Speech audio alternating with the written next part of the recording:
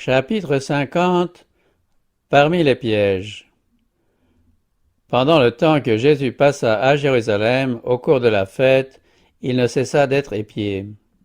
Jour après jour, on s'efforçait par de nouveaux moyens de le réduire au silence. Prêtres et anciens cherchaient à le prendre au piège. On se proposait de l'arrêter par la violence. Mais ce n'était pas tout. On voulait humilier ce maître galiléen devant le peuple. Dès son arrivée, les principaux s'étaient présentés à lui demandant par quelle autorité il enseignait.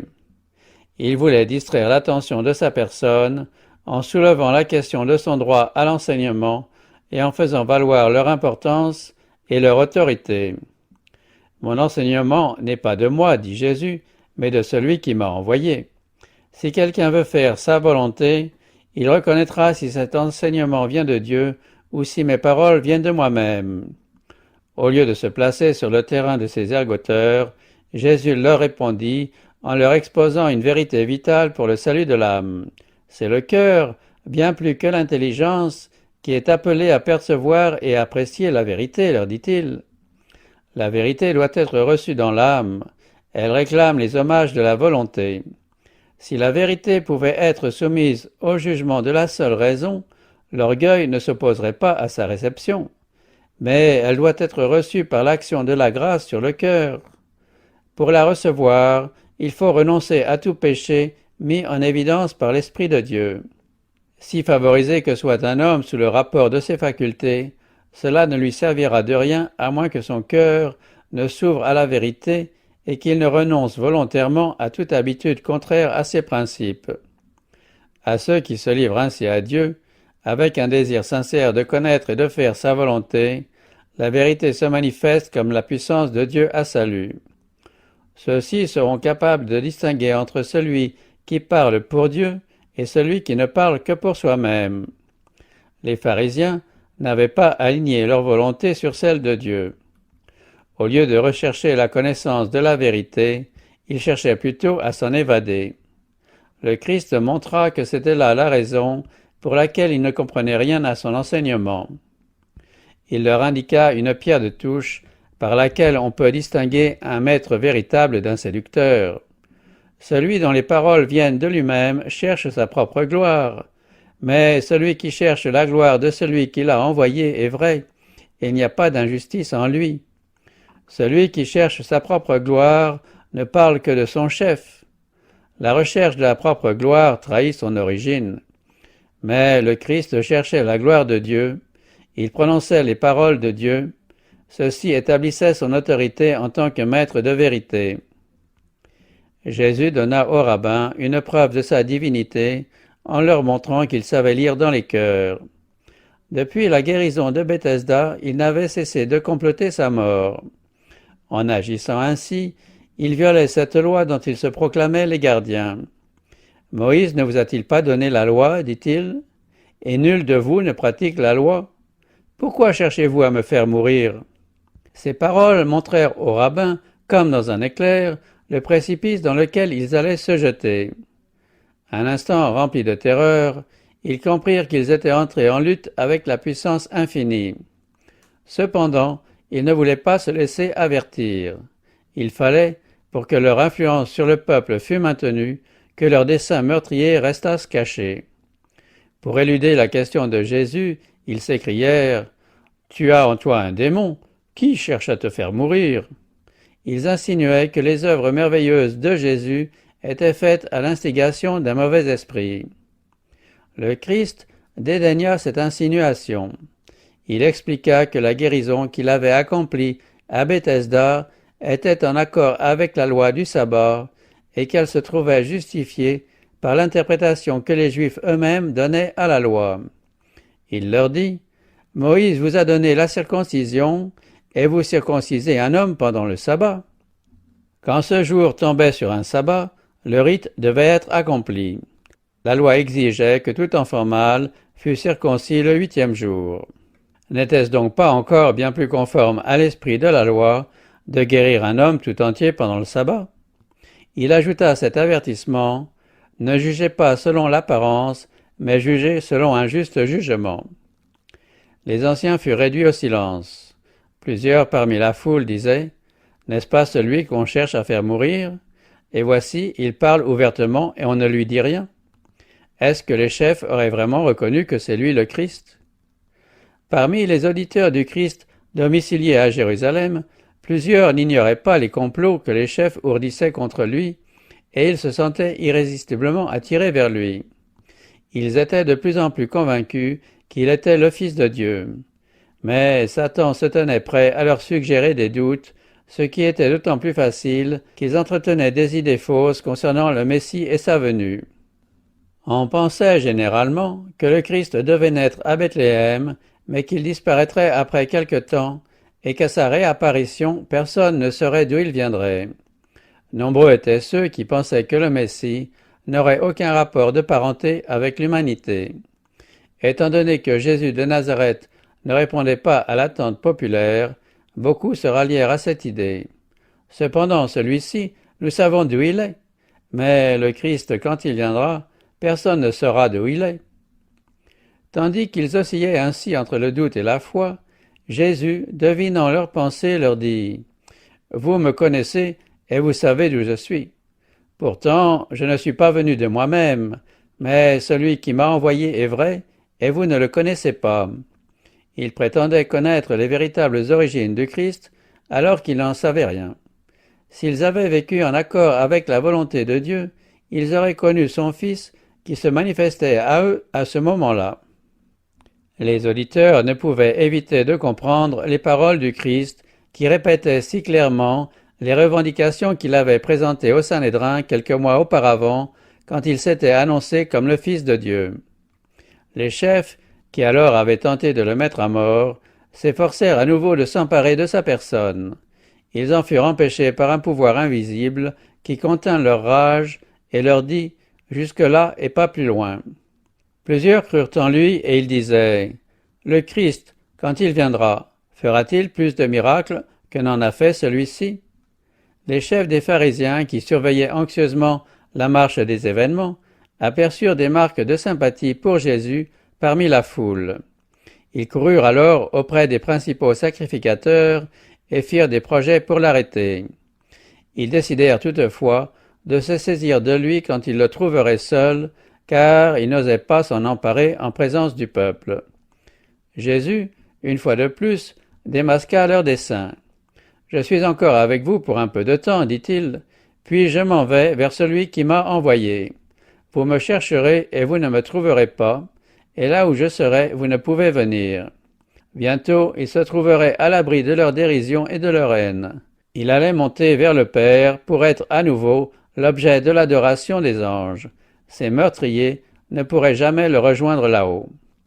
Les rabbins ricanaient. « Où va-t-il se rendre pour que nous ne le trouvions pas? Va-t-il se rendre parmi ceux qui sont dispersés chez les Grecs et enseigner les Grecs ?» Ces ergoteurs étaient loin de songer qu'en se moquant ainsi du Christ, ils annonçaient sa mission. Tout le jour, il avait étendu les mains vers un peuple rebelle et contredisant. Maintenant, il allait être trouvé par ceux qui ne le cherchaient pas. Il allait se manifester à ceux qui ne l'interrogeaient pas. Plusieurs de ceux qui étaient convaincus que Jésus était le Fils de Dieu furent induits en erreur par les faux raisonnements des prêtres et des rabbins. Ces maîtres avaient obtenu un certain effet en répétant les prophéties messianiques annonçant « Il régnera sur la montagne de Sion à Jérusalem, et devant ses anciens resplendira sa gloire. Il dominera d'une mer à l'autre, depuis l'Euphrate jusqu'aux extrémités de la terre. » Avec des accents de mépris, ils établissaient une comparaison entre la gloire ici dépeinte et l'humble apparence de Jésus. Les paroles prophétiques étaient perverties de la sorte et mises au service de l'erreur. Si l'on avait étudié la parole avec sincérité pour soi-même, on n'aurait pas été induit en erreur. Le chapitre 61 d'Ésaïe attestait que le Christ accomplirait l'œuvre qui lui était assignée. Le chapitre 53 faisait prévoir qu'il serait rejeté et qu'il souffrirait pour le monde. Et le chapitre 59 décrivait le caractère des prêtres et des rabbins. Dieu ne contraint pas les hommes à renoncer à leur incrédulité. La lumière et les ténèbres, la vérité et l'erreur sont devant eux. À eux de choisir. L'esprit humain est doué de facultés qui lui permettent de discerner entre le bien et le mal. Dieu désire que les hommes ne se décident pas sur une impulsion momentanée, mais sur le poids des preuves obtenues par une comparaison attentive des Écritures avec les Écritures. Si les Juifs, mettant de côté leurs préjugés, avaient comparé la prophétie écrite avec les faits qui caractérisaient la vie de Jésus, ils auraient vu une magnifique harmonie entre les prophéties et leur accomplissement dans la vie et le ministère de l'humble Galiléen. De nos jours, plusieurs sont induits en erreur de la même manière que les Juifs d'autrefois. Des conducteurs religieux lisent la Bible à la lumière de leur conception et de leur tradition. Au lieu de sonder les Écritures pour leur propre compte, les gens renoncent à juger par eux-mêmes pour savoir où est la vérité, et ils confient leurs âmes à leurs conducteurs. La prédication et l'enseignement de la parole est l'un des moyens choisis par Dieu pour la diffusion de la lumière, mais l'enseignement de tout homme doit être éprouvé par l'Écriture. Quiconque étudiera la Bible dans un esprit de prière, désireux de connaître la vérité et disposé à lui obéir, sera illuminé d'en haut. Il comprendra les Écritures. Si quelqu'un veut faire sa volonté, il reconnaîtra si cet enseignement vient de Dieu. Le dernier jour de la fête, les agents envoyés par les prêtres et les anciens pour arrêter Jésus retournèrent sans avoir mis la main sur lui. On leur demanda avec colère « Pourquoi ne l'avez-vous pas amené ?» Ils répondirent d'un ton solennel « Jamais homme n'a parlé comme parle cet homme. » Si durs que fussent leurs cœurs, ils avaient été touchés par ces paroles. S'étant approchés de lui pendant qu'il parlait dans le parvis du temple, avec l'espoir de saisir quelques mots qui puissent être retournés contre lui, ils oublièrent bientôt en l'écoutant le but dans lequel ils étaient venus. Le Christ se manifestait à leur âme en extase. Ce que les prêtres et les anciens refusaient de voir, eux le voyaient. L'humanité inondée de la gloire de la divinité. Ils s'en retournèrent si remplis de cette pensée et si impressionnés par ces paroles qu'à la question « Pourquoi ne l'avez-vous pas amené ?» ils ne purent que répondre « Jamais homme n'a parlé comme parle cet homme. » Lorsque les prêtres et les anciens s'étaient trouvés pour la première fois en présence du Christ, ils avaient éprouvé la même conviction.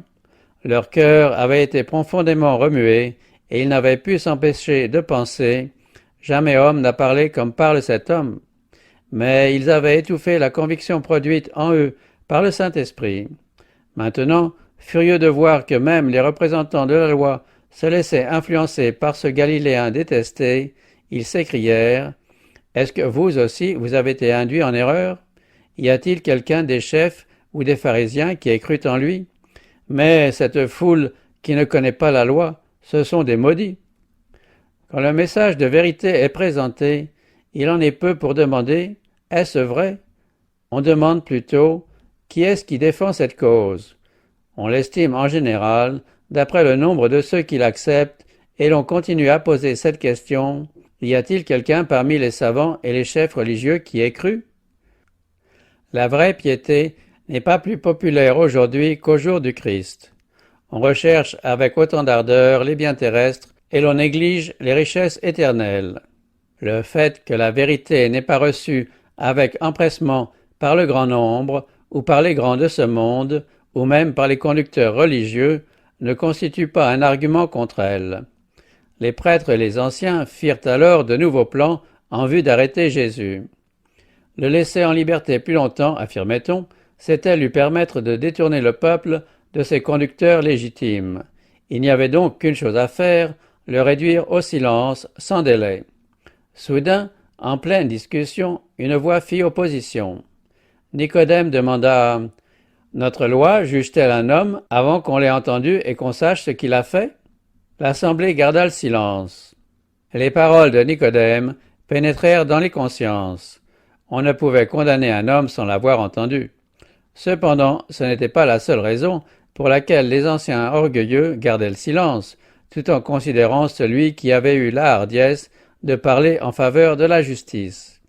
Ils étaient émus et affligés de voir qu'un des leurs avait été assez impressionné par le caractère de Jésus pour prendre sa défense. Revenus de leur étonnement, ils lancèrent à Nicodème ce sarcasme: « Serais-tu toi aussi de la Galilée? Cherche bien, et tu verras que de la Galilée il ne sort pas de prophète. » Néanmoins, cette protestation avait eu pour effet d'interrompre les poursuites. Les anciens durent renoncer au projet de condamner Jésus sans l'avoir entendu. Vaincu pour le moment, chacun s'en alla dans sa maison. Jésus se rendit au mont des Oliviers. Loin de l'agitation et de la confusion de la ville, loin des foules impatientes et des rabbins perfides, Jésus chercha la tranquillité dans un bosquet d'oliviers où il put se trouver seul avec Dieu. Mais de bon matin, il retourna au temple, et le peuple s'étant assemblé autour de lui, il s'assit et se mit à enseigner. Il fut bientôt interrompu. Un groupe de pharisiens et de scribes s'approcha de lui, traînant une femme terrorisée qu'ils accusaient, d'un ton dur et violent, d'avoir transgressé le 7e commandement. L'ayant poussé en présence de Jésus, ils lui dirent, avec d'hypocrites marques de respect: « Moïse, dans la loi, nous a prescrit de lapider de telles femmes. Toi donc, que dis-tu » Le respect qu'ils affichaient cachait une ténébreuse machination ourdie en vue de sa ruine. On saisissait cette occasion pour obtenir sa condamnation, persuadé qu'on aurait des preuves pour l'accuser, quelle que fût sa réponse. S'il acquittait cette femme, on l'accuserait de mépriser la loi de Moïse. S'il déclarait qu'elle méritait la mort, on l'accuserait auprès des Romains d'assumer une autorité dont ils avaient le monopole. Jésus considéra un instant ce tableau. La victime tremblante et honteuse, les dignitaires au visage sévère et impitoyable. Un tel spectacle répugnait à sa pureté immaculée.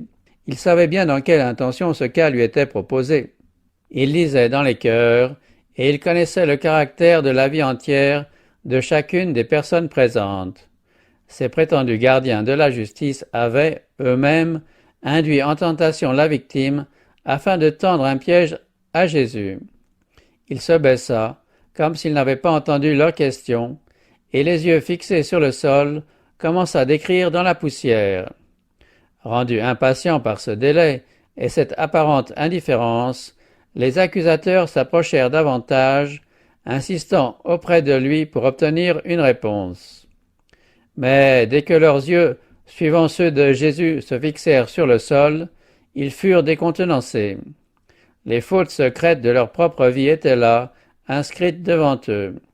Le peuple aperçut le changement soudain de leur expression, et il s'avança pour découvrir la cause de leur étonnement et de leur honte. Malgré tout le respect que ces rabbins professaient pour la loi, ils en avaient méconnu les dispositions en produisant leur accusation contre cette femme. Il appartenait au mari d'engager une action contre elle, et les deux coupables devaient être également punis. Les accusateurs n'étaient donc pas dans leur droit. Cependant, Jésus consentit à se placer sur leur terrain. La loi voulait qu'en cas de lapidation, les témoins fussent les premiers à jeter la pierre. S'étant levé, et ayant fixé ses regards sur les anciens intrigants, Jésus dit: « Que celui de vous qui est sans péché lui jette le premier la pierre. » Puis, s'étant à nouveau baissé, il continua d'écrire sur le sol. Il avait évité ainsi de rejeter la loi de Moïse et d'empiéter sur l'autorité de Rome. Les accusateurs étaient vaincus. Dépouillés du vêtement de leur prétendue sainteté, ils se tenaient coupables et condamnés en présence de l'infinie pureté. La crainte de voir l'iniquité cachée de leur vie exposée à la foule les rendait tout tremblants. Ils s'esquivèrent l'un après l'autre, la tête et les yeux baissés, laissant leur victime en présence du Sauveur plein de compassion. Jésus, s'étant relevé, regarda la femme et lui dit: « Femme, où sont-ils tes accusateurs? Personne ne t'a condamné » Elle répondit: « Personne, Seigneur. » Et Jésus lui dit: « Moi non plus je ne te condamne pas. Va et désormais ne pêche plus. » Cette femme s'était tenue toute tremblante devant Jésus. Les paroles « Que celui de vous qui est sans péché lui jette le premier la pierre » avaient résonné à ses oreilles comme une sentence de mort. N'osant pas lever les yeux sur le visage du Sauveur, elle attendait en silence un verdict de condamnation. C'est avec étonnement qu'elle vit ses accusateurs s'en aller, muets et confondus. Puis ces paroles d'espérance frappèrent ses oreilles. « Moi non plus, je ne te condamne pas.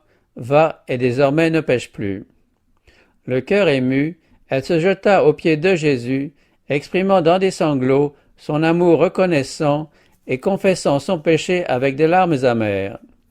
Ce fut pour elle le commencement d'une vie nouvelle, d'une vie pure et paisible consacrée au service de Dieu. En relevant cette âme tombée, Jésus accomplit un plus grand miracle qu'en guérissant la plus grave maladie physique. Il la délivrait d'une maladie spirituelle qui conduit à la mort éternelle. En retour du pardon miséricordieux qu'elle avait reçu de lui, elle lui témoigna un amour fait de sacrifice et de dévouement. En pardonnant à cette femme et en l'encourageant à mener une vie meilleure, le caractère de Jésus resplendit dans la beauté d'une parfaite justice. Sans pallier le péché, sans amoindrir le sentiment de la culpabilité, il s'efforce non pas de condamner, mais de sauver. Le monde n'avait pour cette femme que du mépris, mais Jésus prononce des paroles de consolation et d'espérance.